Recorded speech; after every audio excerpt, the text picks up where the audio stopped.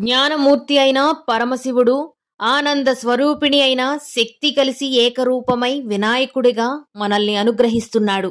గణపతిలో సర్వదేవతలు కొలువై ఉన్నారు. ఆయన ముఖం విష్ణువు, నేత్రాలు శివుడు, నాభి బ్రహ్మ, ఎడమ భాగం శక్తి, కుడి భాగం సూర్యుడు అంటూ వర్ణించారు తత్వవేత్తలు. ఇలా సకల దేవతా సమిష్టి స్వరూపం మహాగణపతి. అలాగే వేదాలకు ఆది స్వరూపమైన ఓంకార రూపమే విఘ్నేశ్వరుడు.